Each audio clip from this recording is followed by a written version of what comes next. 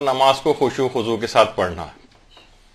شیطان اپنی پوری کوشش کرتا ہے، پہلے تو یہ اولین طور پر نماز کو پڑھنے ہی سے روکتا ہے، لیکن جب مومن اس کو شکست دے دیتا ہے اور مصلی پر آ جاتا ہے تو پھر شیطان کی پوری کوشش یہ ہوتی ہے کہ اس کو خشوع و خضوع پیدا نہ ہونے دے، شکوک و شبہات ڈالے، خیالات اور وسوسے پیدا کرے، اور پھر اگر یہ نماز پڑھ کر ختم کر لیتا ہے تو پھر اس کی پوری کوشش یہ ہوتی ہے کہ اس نماز کو کسی طور پر قبولیت کے درجے تک پہنچنے سے روکے، جس پر ہماری پچھلی نشستوں میں گفتگو ہو چکی ہے اور شاید 2 لیکچرز اس پر ہوئے ہیں۔ اچھا، اب اتنی اہمیت ہے اس کی خشوع و خضوع کی کہ قرآن نے باقاعدہ ایسے صاحبان ایمان کو خوشخبری سنائی ہے کہ قد افلح المؤمنون الذین هم فی صلاتهم خاشعون، فلاح پائی صاحبان ایمان نے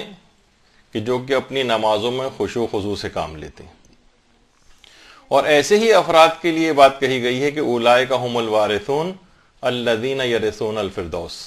یہی لوگ وارث اور مالک بنیں گے جنت کے۔ اتنی اہم بات ہے یہ، اور اس کے مقابلے میں وہ لوگ جو کہ نمازوں میں تساہل سے کام لیتے ہیں، لاپرواہی سے کام لیتے ہیں،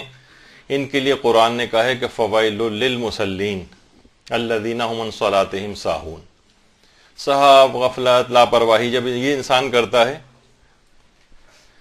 تبھی اس کو شکیات وغیرہ کے مسائل درپیش ہوتے ہیں۔ ہمارے علماء میں آیت اللہ جواد ملکی تبریزی، ان کے متعلق آیت اللہ عراقی فرماتے تھے کہ نماز میں ایسی حالت ہو جاتی تھی ان کی کہ جیسے بدن سے روح پرواز کر گئی ہو، ایسی حالت،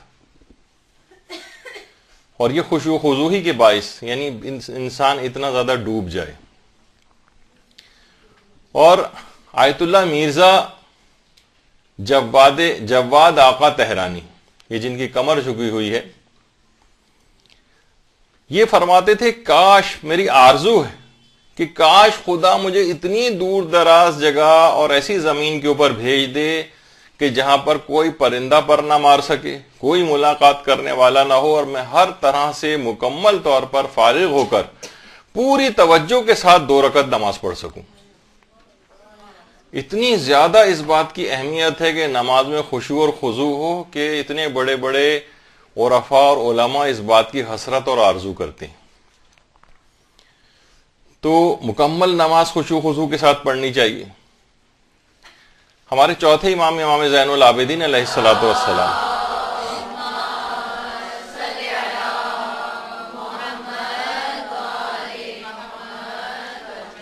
اس قدر خشوع و خضوع کے ساتھ نماز پڑھتے تھے، اس قدر خشوع کے ساتھ کہ خاندان کے بچے انتظار کرتے تھے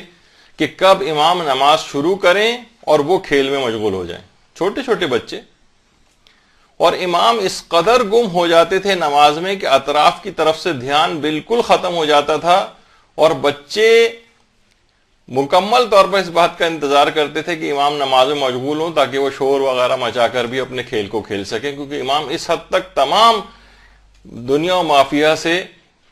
دور ہو کر اتنی کنسنٹریشن کے ساتھ نماز پڑھا کرتے تھے۔ اور یہی وجہ ہے کہ اس خشوع و خضوع کے بغیر جو انسان نماز پڑھتا ہے، یعنی ہماری طرح سے کہ ادھر نماز شروع ہوئی اور ادھر دماغ ادھر دماغ، 100 طرح کے خیالات دماغ میں آ رہے ہیں، بہت سے لوگوں کو تمام بھولی ہوئی چیزیں اس کے اندر یاد کرتے ہیں، فوراً دماغ میں آ جاتی کون سی چیز کہاں رکھی ہوئی تھی، بھول گیا تھا میں۔ اور مسلمانوں کے مشہور خلیفہ تو اپنے تمام بیت المال کا حساب اور لشکریوں کی تنخواہیں وغیرہ کا حساب دوران نماز کیا کرتے تھے۔ خیر، تو عرفاء ایسی نماز کو دم بریدہ نماز کہتے ہیں۔ عام طور پر آپ دیکھیں کہ کسی بھی ناقص، اتنی ناقص کہ انسان بد شکل اور بد ہیبت جو ہے وہ کسی بھی جانور کو دیکھے تو وہ عام طور پر کہ جس کی دم کاٹ دی گئی ہو، تو یہ نماز بھی کچھ اسی طرح کی نماز بن جائے گی کہ اگر ہم اس میں خشوع و خضوع سے کام نہ لیں، ساری خوبصورتی ہی نماز کی ختم ہو جائے گی۔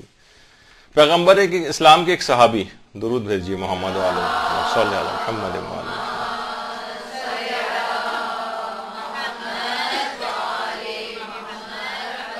اپنے باغ میں ایک مرتبہ نماز پڑھ رہے تھے،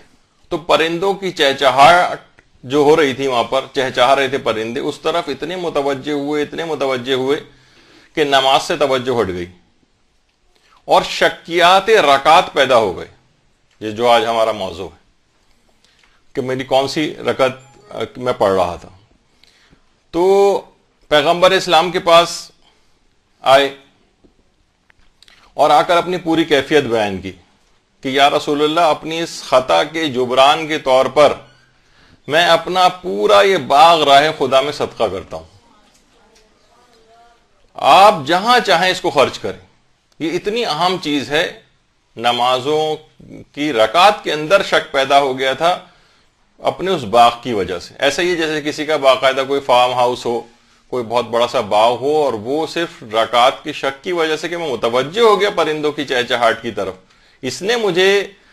اس مال دنیا نے مجھے اللہ کی یاد سے غافل کیا ہے، تو اس کو میں راہ خدا میں صدقہ کرتا ہوں.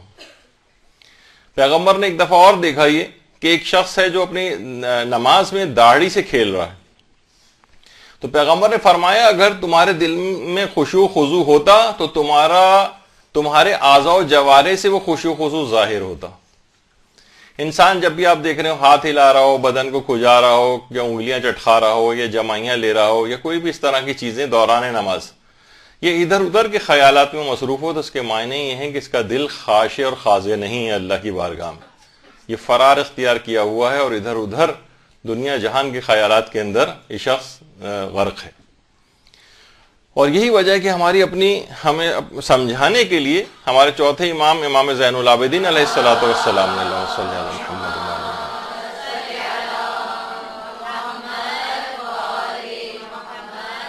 دعائے ابو حمزہ سمالی میں، جو کہ ماہ رمضان کے اندر خاص طور پر پڑھی جاتی ہے اور عام دنوں میں بھی اس کو پڑھنا چاہیے، کہ امام فرماتے تھے کہ پروردگارہ نماز کے وقت میرے اندر نشاط پیدا کیوں نہیں ہوتا. یعنی ہماری تعلیم کے لیے، ورنہ تو امام کی ابھی آپ نے سنا کہ اتنے خشوع و خضوع سے پڑھتے تھے. پروردگارہ نماز کے وقت میرے اندر نشاط پیدا کیوں نہیں ہوتا؟ شاید تو نے مجھے اپنی بارگاہ سے نکال دیا ہے، شاید تو مجھے سچا نہیں جانتا ہے. کیا شیطان نے میرے اندر وسوسوں کو پیدا کر دیا ہے؟ تو امام نے یہ تمام چیزیں اس وجہ سے بیان فرمائی ہیں کہ ایسا ہی ہے انسان سمجھے کہ گویا خدا نے اپنی بارگاہ سے اس کو نکال دیا کہ وہ اللہ کی طرف متوجہ ہی نہیں. کتنا نہیں ہوتا کہ آپ مثلا کسی سے کوئی آپ سے بات کر رہے ہیں اور آپ اس کی طرف توجہ نہ دے رہے ہوں اور وہاں سے کام لے رہے ہوں، تو وہ ناراض ہونے لگتا ہے کہ میں آپ سے بات کر رہا ہوں اور آپ میری طرف توجہ نہیں کر رہے ہیں. تو پروردگار عالم بھی وہ ایسا ہی ہے جیسے اس نے اپنی بارگاہ سے نکال دیا ہے آپ کو. تو کیا تو مجھے سچا نہیں جانتا ہے، یا شیطان نے میرے اندر وسوسوں کو پیدا کر دیا؟ یعنی ہماری اصلاح کے لیے کہ ہم اپنے اندر سے ان تمام وسوسوں کو نکالنا چاہیے. لہٰذا مکمل توجہ اور خشوع خضوع کے ساتھ کوشش کریں کہ سلسلے میں جو ہے وہ نمازوں کو پڑھیں، اور اس طرح کی کوئی بھی چیز اس کے اندر نہ آئے کہ جو کہ نہ توجہ کو ہٹائے.